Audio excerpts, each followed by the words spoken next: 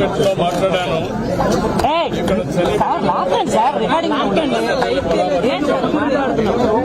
చాలా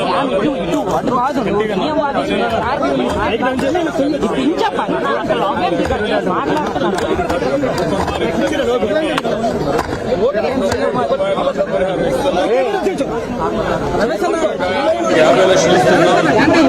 లైట్ గా గాయాలైన వారికి 25 లక్షలు ఇస్తున్నాం. దీంతోనే సరిపెట్టకుండా ఆ కుటుంబాలను ఏ విధంగా ఆదుకోవాలి. ఇప్పుడు 17 కుటుంబాలు పూర్తిగా నష్టపోయారు. పిల్లలు ఉన్నారు. ఎవరైతే జీవనోపాధి కలిగిస్తున్నారో వాళ్ళు చనిపోయిన తర్వాత చాలా బాధల్లో ఉన్నారు. వాళ్ళందరినీ కూడా నేను ఏ విధంగా ప్రభుత్వం కూడా సహాయం చేయగలుగుతాం ఆలోచిస్తున్నా. అన్ని విధాలు ఆదుకుంటాం. ఇక్కడ మా ఆఫీసర్లు కూడా చెప్పాను, వాళ్ళు కష్టాల్లో వచ్చినప్పుడు కుటుంబ సభ్యులు చనిపోయి మార్చిలో ఉన్నప్పుడు వాళ్ళు గౌరవంగా రిసీవ్ చేసుకొని కనీస సదుపాయాలు కల్పించాలి. అది కూడా కల్పించమని చెప్పాను. నిన్న కూడా చిన్న కొంతమందికి చెప్పారు, కొంతమంది చెప్పలేని కూడా చెప్పారు. అవన్నీ కూడా కరెక్ట్ చేస్తాం. ఏదేమైనా జరిగిన సంఘటన చాలా బాధాకరం. నేను ముందు ఫ్యాక్టరీకి పోకుండా ఇక్కడికి వచ్చానంటే ముందు బాధితులను పరామర్శించి ప్రాణాలకు ఇవ్వాలి, తర్వాతనే ఫ్యాక్టరీకి వాస్తవం చూస్తాను. సేఫ్టీ ఆడిట్ ఉండాలి, ఇవన్నీ కూడా పకడ్బందీగా ఉండాలి. ఇలాంటి సంఘటనలు పునరావృతం కాకుండా ఏమేం చేయాలో అన్ని చర్యలు తీసుకోవాలి. సార్, మార్చికి కుటుంబ సభ్యులను అనుమతించట్లేదు ఆవేదన వ్యక్తం చేస్తున్నారు. మార్చిలోకి అభ్యర్థించట్లేదు.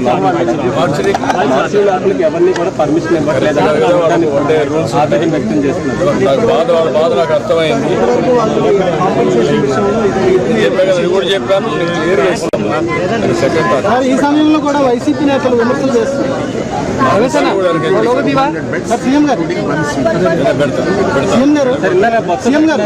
ఈ సమయంలో కూడా నేతలు విమర్శలు చేస్తున్నారు ప్రభుత్వం పైన. వాళ్ళు విమర్శలు చేస్తారు, ప్రజలు అర్థం చేసుకుంటారు. ఇలాంటి తప్పుడు పనులు చేసి మళ్ళా విమర్శించడం అనేది చేతకాంతనం.